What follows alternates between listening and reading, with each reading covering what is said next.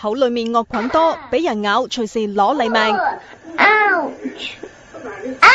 BB 咬人睇落好得意咧，但係其實隨時會攞你命㗎，因為口裏面有種叫做侵蝕艾肯菌，呢一種細菌會經傷口入血，引起心瓣發炎，嚴重嘅話會死人㗎。曾經有個女人同老公打交，一拳打向對方嘅嘴角，手背被老公嘅牙刷傷受到感染，傷口仲嚴重發炎。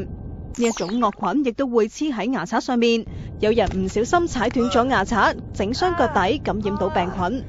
要食抗生素嚟醫，平時刷牙都可能會感染到呢一種菌。健康嘅人可以靠白血球殺死佢，但係心瓣有毛病或者係冇咗脾臟嘅病人比較容易感染，最嚴重嘅幾個鐘頭內就會死亡。刷牙嗰陣要特別留意，難免咧就會第一就整喐啲牙啦，第二就會係整傷嗰啲牙肉，嗰啲菌咪會隨住嗰個途徑走咗入血咯。知道自己心瓣有問題嘅人呢，就做呢啲步驟之前呢，通常嚟講就要食預防性嘅抗生素咯。其實人嘅口裏面有嘅細菌多過貓狗甚至係老鼠㗎，所以俾人咬細菌容易隨血上腦，分分鐘都危險過俾狗咬㗎。